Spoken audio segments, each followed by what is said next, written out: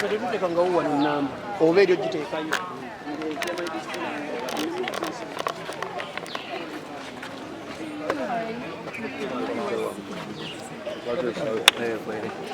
Spice ngo fulum.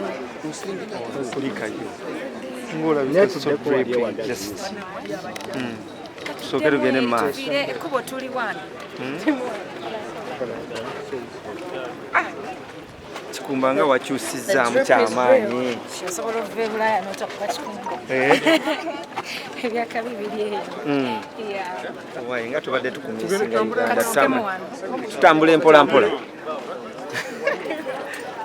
Tutambule. Katuyitemu mpola mpola. Gwe tambula abanaagwa be banaagwa tujja balondayo. Owai. Kiki kyobadde omisinga Uganda ennaku zino? obwambalo Ebikumba nzize nabyo nebyakabi. Era January bana kigenda kirala. Okay. Kamwe mbalete. amin tujja bikubanja nno Tofaayo kasoma ng'olifani wange oba toli akubanja Atugambye engoye z'oleeseza concert zirimu kati n'ebiwujjo. bijja kubigenda zimala ebirala bijja mirundi nga ngenda teka emirundi ebiri. Tutambule mpola mpola. Byonna Justin byonna kiriya. Tugende mpola mpola emabega. Spice, happy belated birthday. Thank you so much.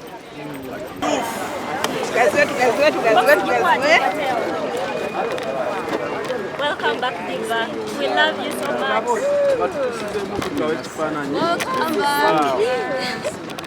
Welcome back, Diva. Welcome back, Diva. Wow. We love you more. I love you, my gadgets.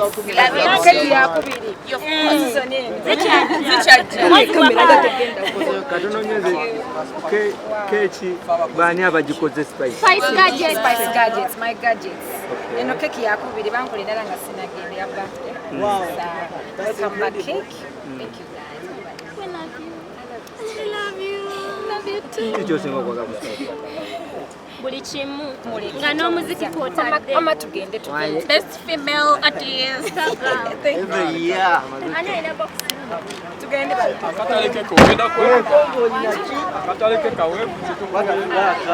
missed my car so much.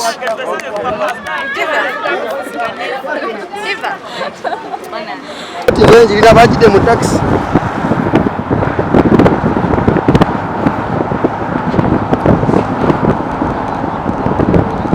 Ate twaleeta mutano baaba asanira bamuze mabega eyange tessa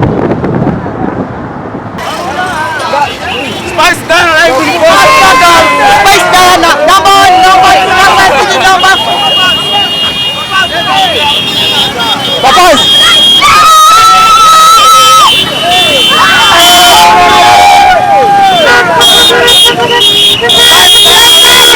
kale ku celebrity tracker okitiibwa gwa tulabe saawa zino for the first time olunaku olusokere ddala tukuweereza show nga tutambula mu kibuga Kampala n'omuyimbi Spice Dana akomyewo mu ggwanga okuva mu nsi z'ebweru nga bw'olengera waggulu awo alaale konvoyi abantu bagamba twetegekera ekivulu eky'omwezi omwaka ogujja ekya Spice Dana ennaku z'omwezi ndeka ennaku z'omwezi 13 January era mwezi 13 January Spice Dana n'ekivulu ali cricket oval mujje tubimbye cricket oval mujje tujjuzeewo olunaku olwaleero nga bw'olengera wali busaidi eri Shanike w'ekigadde bwakolengeza wansi wali tuva ku Entebbe Road twolekera ekibuga Kampala awo tugenda kubanga tusinziira wali ku Papa's Sport olunaku olwaleero tuli ekyemisana n'omuyimbi waffe nga yakakomawo Uganda kwegamba nti tubanga tukikwasaganya bulungi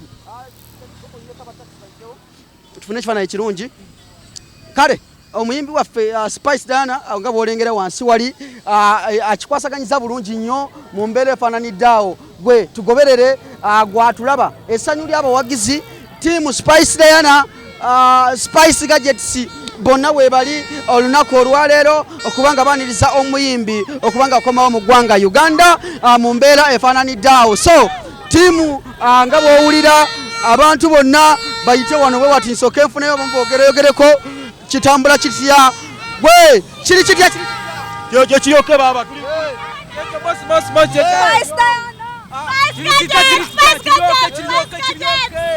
Wanabali wano mujje.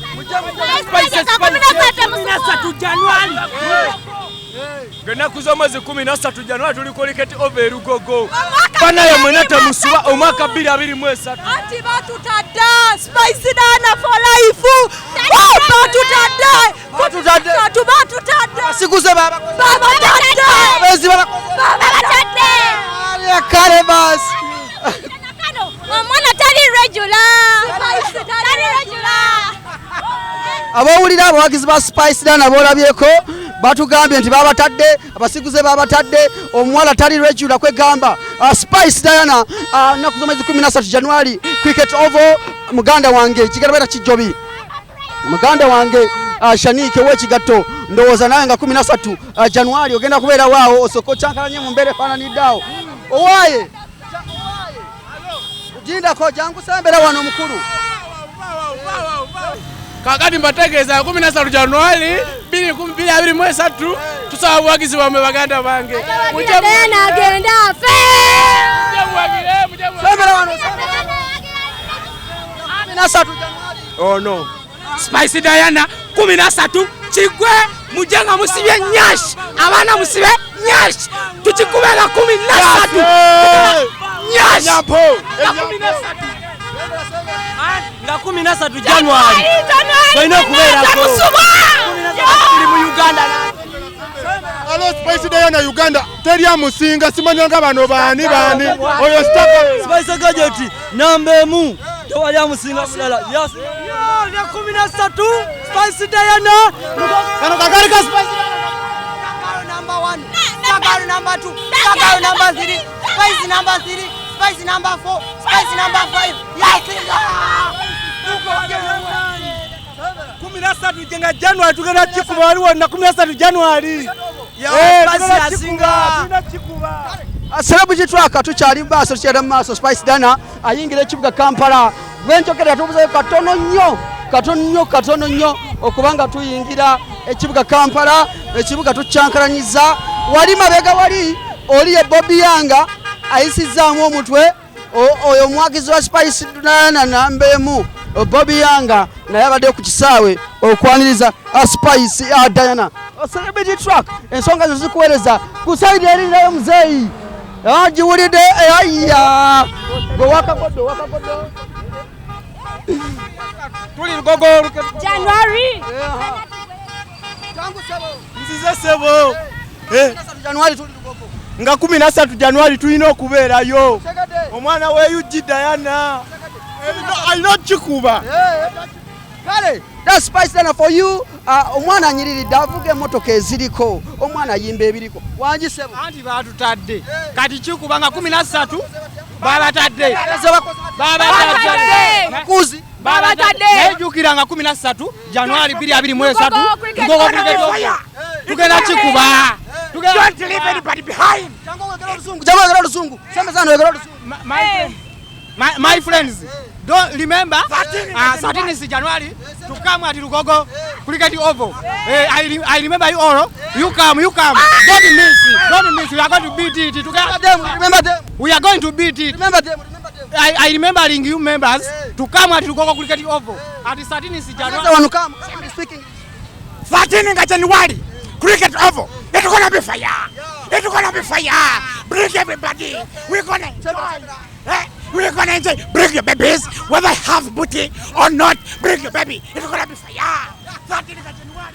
Omukulu nga bwatugambye aremembalingi samwe abatanaba kukitegeera ono omukulu atwadde version y'oluzungu okuva twatandise tetwakuna version ya luzungu ku celebrity track abaremembalingisa kale wano tulizana tuyingira ekibuga Kampala tuvudde Entebbe kutuuka wano n'essaawa zino katuyingira zana Spice Dana ayingidde ekibuga kati tutaso kubanga tukirengerako wali mu maaso bw'olengera mu maaso wali abamanyi Freedom City n'amasuba awagulu awo tubatuuka mu dakiika ng'emu okuva kati tujja kuba tuli ku Freedom City okutwalira wamu tegeeza nti ekibuga Kampala tuba tukiyingira mu bitiibwa nga 13 January tutegeeza nti Spice Dana wali mu kisaawe cricket oval ayina ekivulu makeke mu mbeera efaananidde awo olina okujja n'omuwagira mwana muwala twakalabe ekivulu kya Win Waje ng'akubye lugogo Gravity omutujulu ng'akubyeyo abayimbi tubawagire mu mbeera efaananidde awo twakava mu nkola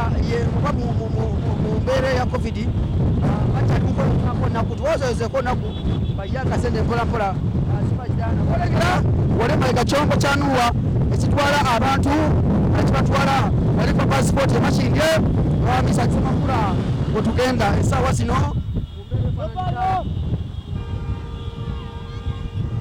mu mbeera efaananidde awo ono muzeeyi ayagala kufa nga bukyali so bwe tugoberere mu mbeera efaananidde awo Spice atandise okuba nga akyankalanya omwaka tegunaba kuggwako tingire omugwa ekivulu naye ebifuo bikujjuko ebitutwala mu kivulu ekya Stargal era ku mwezi 13 bitandise olunaku olwaleero akomye okuva mu nsi z'ebweru okuba gw'omuziki tumujja ku Kisawe Entebbe tugenda wali ku passport wa misaaki oba gatufuna ku kyemisana n'omuyimbi waffe Spice Dana mu mbeera eyo yennyini so twegateko oye ng'otugoberera naddala gwe asinziira mu nsi ez'enjawulo tugoberere obe nga tambulira omu naawe mu kaseera nga kano omuyimbi Spice Dana akomyewo mu ggwanga okulabika nti tangalanya Kampala mu mbeera eyo yennyini Spice Dana bayingidde mu kibuga Kampala namasuba omanya namasuba wetuli olunaku olwaleero nga tumuleese bano bano abantu bagamba nti muleese Spice Dana emotoka eduka misinde ejawo wakati 180 parawa tegeza tutuka kusipinde ejawo iri yomuwali alina okwenyweza baleke tutuuka bulungi walipa passport ya misaaki tegeza walipa passport ya misaaki waliwo ekyemisana kyonna kyosinga okwagala abagala breakfast wekali akatogo akalungi akekinyebwa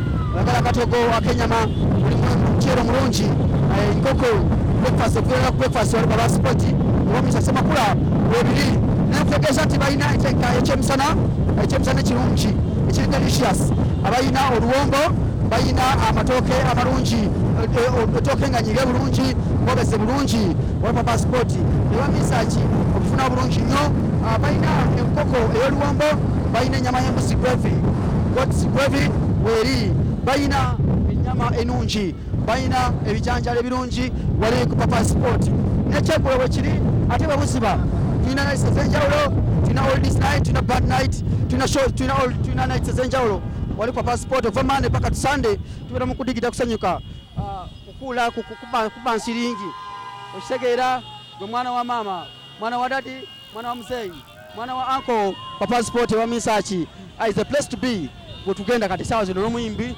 Spice Dana nkutegeeza ngenda kuza omwezi 29 ku lwomukaaga luno waliyo deputy extra launch wali mu kabisi kandagala extra launch wali ku passport olwomukaaga luno wetuli olubona nga tusinziira awo kunaku olwomukaaga tegeza lwakuna balina ekisekero comedy ogenda n'osekamu bano bakomedian ab'enjawulo abali ku mutindo buli kawungeezi olwokuna genda mu kisekero comedy night tegeza tamoti ku lwokuna moti jakuba naye atuba olwokuna ayinawa moti yonna weri wali ku passport tegeza nti gendayo wegatako passport just be wagala kyakulya kyakulya kyamufuna kyakya genda ogenda wetugenda n'omuyimbi Spice Dana esaawa zino olwegedde bayitawo kibuye waggulu awo wetugenda Shaniko Kigaddo balengeze kibuye waggulu awo wetugenda mu mbeera efaananidde awo tugenda mu kibuye nga tugenda n'omuyimbi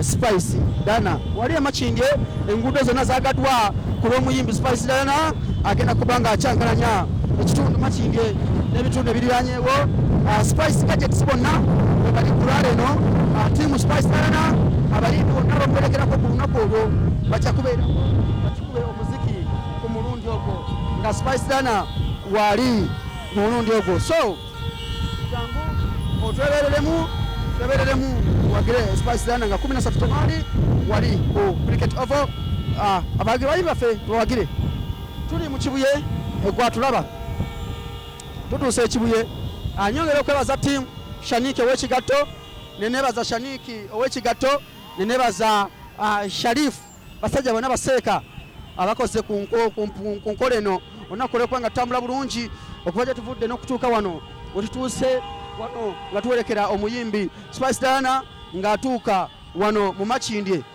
Tukutegeeza nti emmotoka gy'avuga bagiyita Range Rover Vogue, emmotoka modo 222 gyagiddemu olunaku olwaleero, kwegamba ate esente diriwo, esente Kamaala, esente diriwo. Spice Diana motoka modo 2022 Range Rover Vogue gyavuga, kitegeeza avuga latest car, emmotoka eziriko ez'abavuka b'omulembe Omutebi gyavuga Spice Diana. Tukwebaza okutwegatako n'otwekuumirako. Show yabadde successful, agenda tubulya show yabadde about what? Thailand kye kyamututte biki bye yatuuseeko ng'omuyimbi, biki byalaba community y'Abannayuganda ey'e Thailand byeyagala mu bayimbi baffe abali wano bye tulina okyusaamu. So ebibuuzo ogenda kukkirizibwa okubuuza buli kibuuzo ky'oyagala, oba yabaddewo mu ggwanga oba teyabaddewo nga bibaawo. Buli kibuuzo ogenda kubeera waddembe munnamawulire yenna okuva mu miryaawo ey'enjawulo okubuuza ekibuuzo ky'oyagala. Totya, teweetiririra, mubuuze ali wano okuddamu. Y'ensonga lwaki tuze wano ku passport asobole okuba nga atuddamu ebibuuzo byaffe byonna. Naye nga tutandike n'olugendo olw'e Thailand olwabadde very successful. Twongera okwebaza source management okuba nga ate ekintu bakiwanikidde ddala okulaba nga ate ne Thailand nayo abayimbi bagenda okugendayo. Nkugambye ye muyimbi asoose bw'aba assa omu ku abo abasatu, tasooka bifo bisatu ku abo abagenzeeko e Thailand. Waliyo abagenzeeyo okushoppinga okugula engoye n'okugula nekelesi, naye mu bayimbi ateeka kuba nga ye muyimbi asoose ku lwange. So mu ssaawa eno ennyini kanzikirize Bobi Yang sooka obuze ku bantu n'oluvannyuma twanjulire omukulu atubuuzeeko. Banange agaba Anthony oba Bobi Yang mukwano gwa Spice Diana. Mwebale kwagala Spice webale kwagala Uganda. Bannayuganda bakwagala ate webale kubabeererawo. Tobaddeemu mu ggwanga naye oyina we wayamba Bannayuganda abali stranded mu UAE era obubaka bwo bwatuuka bulungi. Mukwano bambi webale. Mwebale. Okay. Kale kati so Diana agenda kwogerako eri bannamawulire right now. Era nga Diana twangala okusooka okwebaza ku nsonga y'abaana ababadde stranded e Dubai. Webale nnyo okukwata mu nsawo n'owaayo kyonna ky'owaddeyo era abantu basiimye naye kulikira ddala e Thailand kakuzindala okwo. Okay, nyanza okusookera ddala mbeebaza mwenna mwebale kutambula nange okuva ku airport, mwebale kwefiriza byonna bye mbadde mukola ne mujja ne munnyaniriza mu bitiibwa era ndowooza buli we tuyise badde beebuuzo baataani weyeesimbyewo naye nga gonna maanyi gammwe mwebale nnyo mwebalire ddala nnyo. Team Spice Diana, Team Boda Spice Diana n'abamawulire mwenna namwenna ab'enjawulo abazze mwebale nnyo mwebalire ddala. Thailand yali nungi nnyo, kimu kyatambula bulungi. Ye show y'Abannayuganda eyali esoose yali abumimbi asoose okugenda e Thailand era kye nalaba ekyenjawulo nti okusinziira ku communities endala abantu abajja mu bivulu si Bannayuganda bokka, n'aba Thailand bali so supportive, bali aba Russia, abantu ab'enjawulo bangi nnyo. Nalina show bbiri ne ku birthday yange ate show ndozera yali ejjuddemu bantu bamawanga ag'enjawulo, so bandaga omukwano era nembazamu amaanyi nembaga nti n'abayimbi abalala babatwale kubanga kirungi kipromotinga Uganda because nalaba aba Thailand nga bazze abantu ab'enjawulo because they had a Ugandan artist ajja, so bwetu promotinga culture yaffe nga tuyitamu ekyo kiba kitukolera ffenna nga Uganda. Bukimu kyatambula bulungi. I celebrated my birthday nammwe mwebale kunjaguza yadde sibaddeewo naye omukwano gubadde mungi nnyo ku kitimba nga buli lwenscrollinga ndaba Spice Diana mwebale nnyo mwebalire ddala. Yes. Yogera ku fundraising gye wakoze gye twalabye nga His Excellency Honorable Robert Kyagulanyi akwebaza olw'omutima omulungi gwewavuddeyo okulaga Bannayuganda abali stranded mu Dubai. Okay, fundraising eyo yaffe ffenna nga Bannayuganda era nga katwala omukisa guno gwennyini nga ndi wano maaso gammwe mwenna abantunuza mu kamera nti obubaka buno mu butuufu eri Abanayuganda tukwatire wamu tuyambagane ne bensanze ku airport era nabo ne banneebalizaako bannaabwe kuba ne bennaayambyeko nange sibamanyi personally but nkimanyi nti era kibaddeko tekiyamba kyamaanyi so ng'obasanga mbava Juda nagamba nange Mukama mulungi ntuuse siddayo kitegeeza nti ebiriyo si birungi osanga so bwe tuba twagala Baganda baffe bakomewo mu mirembe tukwatire wamu tekikwata ku nze nzeka kya Bobi Wine kyaffe ng'Abannayuganda era yenna ali eyo ng'olina obusobozi kyonna ky'osobola okukola tekirina kuba kyabayimbi ate kyaba celebrities kyani nedda ffenna kitukwatako so nze nasazeewo nga nze nange ekyo kirabo kyemba neewa ekya birthday yange n'akasente ako sikabadde kangi naye nkimanyi nkasobola okugattako ku nteekateeka eyo era omukulu Bobi yanga engeri gye tutaliwo mu ggwanga yatuyambako okutuusa obubaka gye bulina okugenda.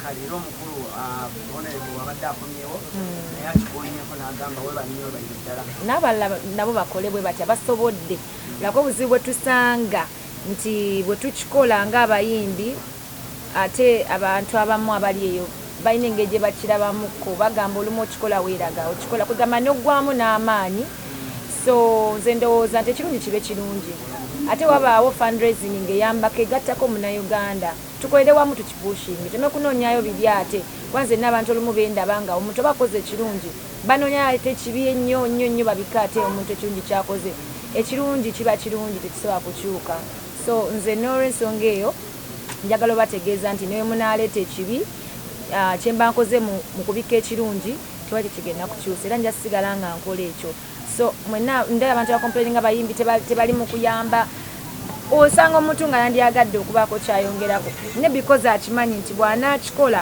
abamidia bagenda tandika omwogerera bagambe ate kati amaze kulaba gundi ng'akikola ate kati lwakyalese ssente ntono ate lwakyateekayo ennyingi okweraga kwegamba tulekerawo judging abantu kyobuyambi buba buyambi omuntu noba ataddeyo omutwalo gumu aba ayongeddeko so tuleke kujajinga tuleke kutunuulira bibi ekirungi bwe kiba kirungi tukyogereko ate webanga kintu kitugattako ffenna tukipushinge tukikuba abantu bamanye nti kyetuliko kituyamba ffenna tuyambe ku Baganda baffe abali stranded outside. kale tugenda kukkiriza ebibuuzo okuva eri mu bannamawulire ab'enjawulo buli omu ng'abuuza oyogera media house mwova oba oyogera omukutu gwo gw'okolera tutandikira awo